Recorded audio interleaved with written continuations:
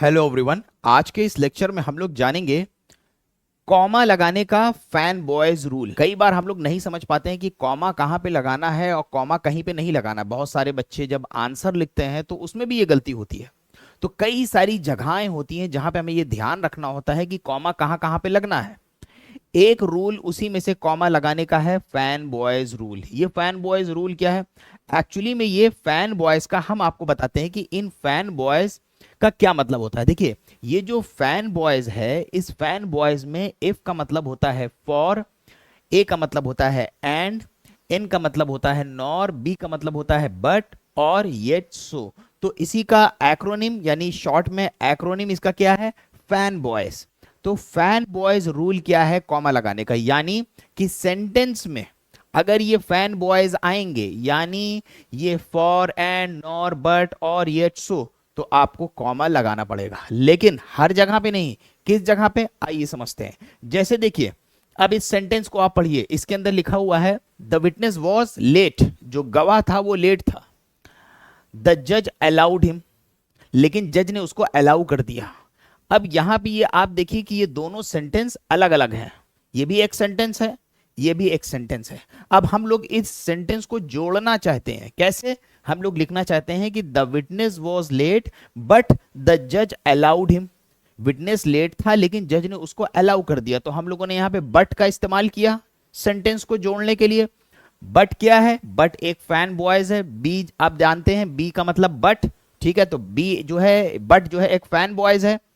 अब यहां पे सवाल ये उठ रहा है कि जो हम लोगों ने ये सेंटेंस को कनेक्ट किया है, जोड़ा है, क्या इसमें कॉमा लगेगा? तो इसका जवाब है हाँ। कहां पे लगेगा कॉमा? यहां पे the witness was late, late के बाद कॉमा। अब लेट को हम लोग दूसरे सेंटेंस से कनेक्ट कर रहे हैं, द जज अलाउड हिम। हम इसको कनेक्ट कर रहे हैं बट से। बट फैन बॉयज है तो बट से पहले कॉमा लग जाएगा। आइए एक और एग्जांपल लेते हैं। अब जैसे देखिए, यहां पे लिखा है द एविडेंस वॉज वीक, सबूत कमजोर था। द केस फेल्ड, जिस वजह से केस फेल हो गया। अब इन अलग अलग सेंटेंस को हम लोगों को जोड़ना है। अब जब हम इन लोगों को जोड़ रहे हैं तो हमें सो का इस्तेमाल करना है। सो एक फैन बॉयज है, तो जैसे हमें सेंटेंस लिखना है the evidence was week so the case failed. तो हम लोगों का रूल क्या है? जब भी हम लोग दो सेंटेंस को जोड़ते हैं फैन बॉयज की मदद से, तो वहां पे हम लोग फैन बॉयज से पहले कॉमा लगाते हैं। तो यहां पे देखिए, एक सेंटेंस है the evidence was weak, the case failed. इन दोनों सेंटेंस को हम लोगों को जोड़ना है सो की मदद से। सो एक फैन बॉयज है, तो यहां पे देखिए कॉमा कहां लगेगा? The evidence was week so the case was failed. तो कॉमा कहां लगेगा? सो जो है फैन बॉयज है, फैन बॉयज से पहले, तो यानी कॉमा जो होगा वो यहां पे लगेगा।